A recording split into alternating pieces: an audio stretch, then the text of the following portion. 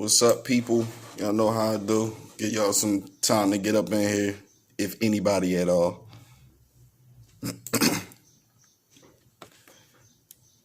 It's been a long time.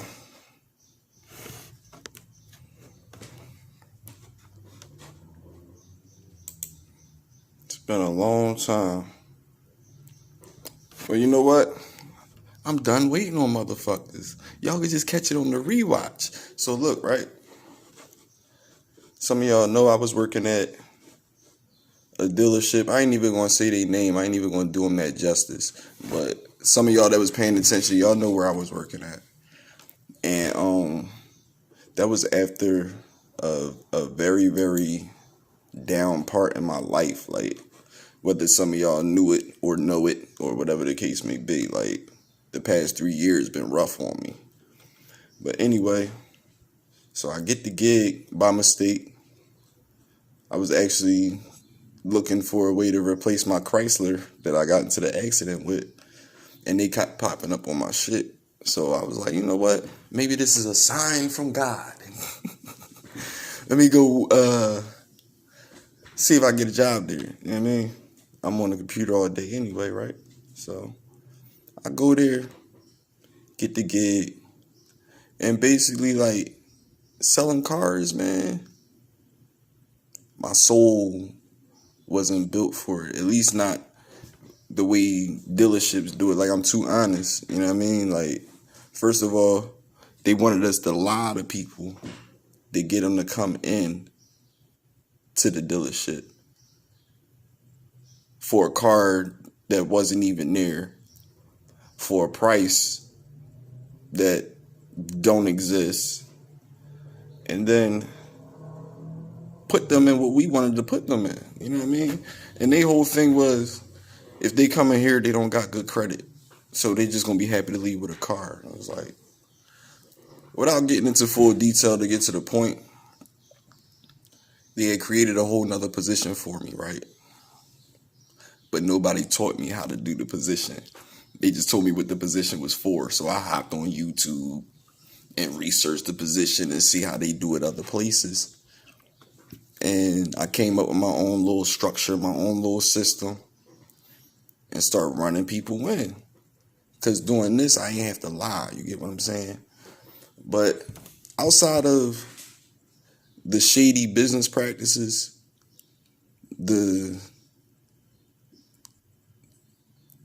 what can I call it? The minimum payment compared to what you should be making at a dealership. The motherfuckers there was just cool. Like, what I mean by they was just cool. Like, anybody that know me know that I can't be around nobody that don't want to do more, that don't want more. They just cool where everything's at. Like, there's no such thing as being comfortable in this life. Like, at least not for me. Like, you dig what I'm saying? But I had my time where I was depressed and I fell back and all that. But after a while, you got to snap out of that shit.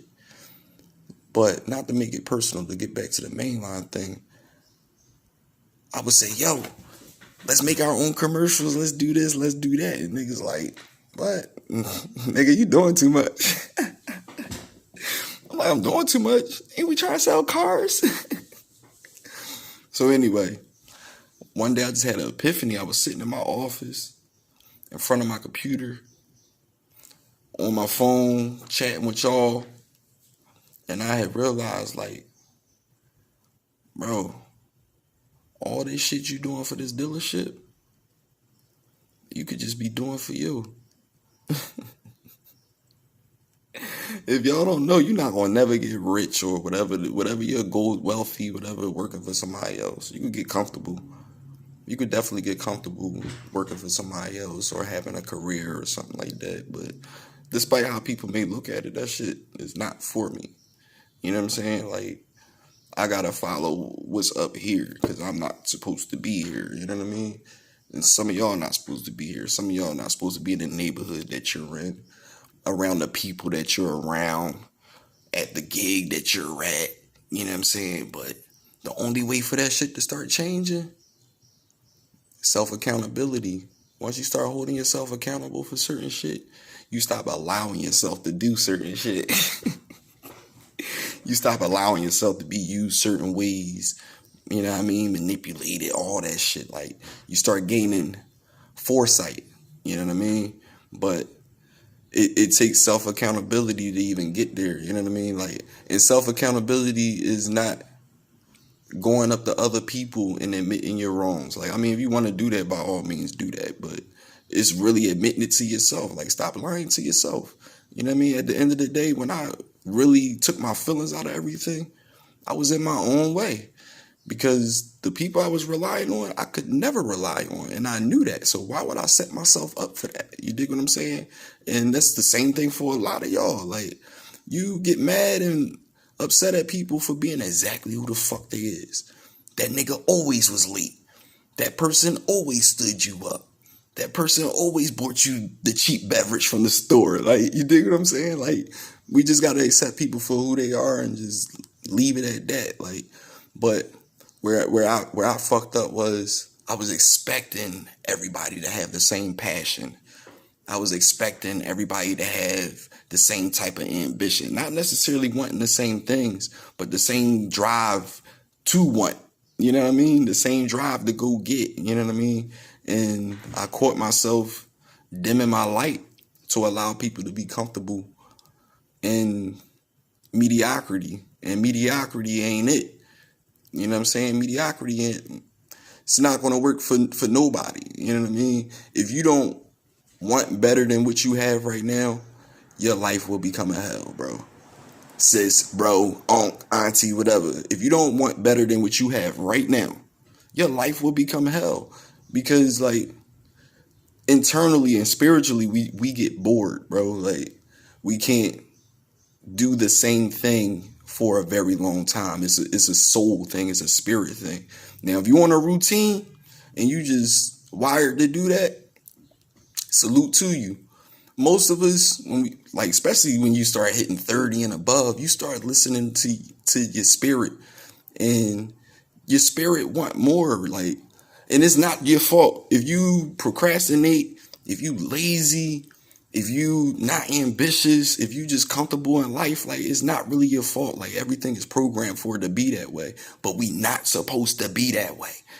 You dig what I'm saying? Like, really take time out right now and think back 5 years ago, the things that you wanted, the places that you wanted to go and stuff like that. I guarantee you most of that stuff you probably accomplished. But spiritually, you want so much more, you don't even pay that no mind. And you pissed off where you are right now. That's ambition, bro. Sis, auntie, unc, that's ambition. And the only thing I started doing differently on my end, and y'all that been following me for a long time, y'all probably noticed this. I stopped posting things that I was going to do. You dig what I'm saying? And I started posting things that was already done.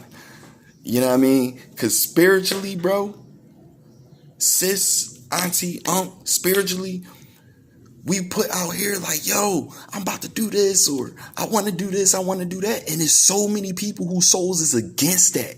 And that shit really makes stuff happen. It makes that not happen. And you be trying to figure out, like, damn, well, how come this ain't happening?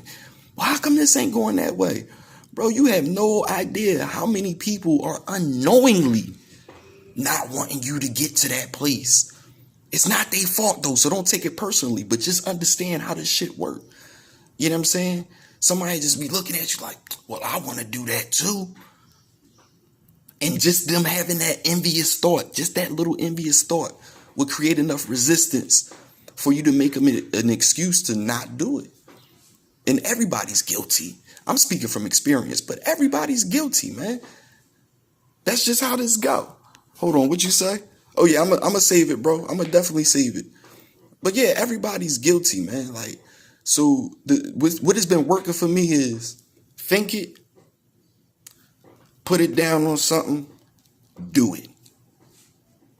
Straight like that. Think it, put it down, do it.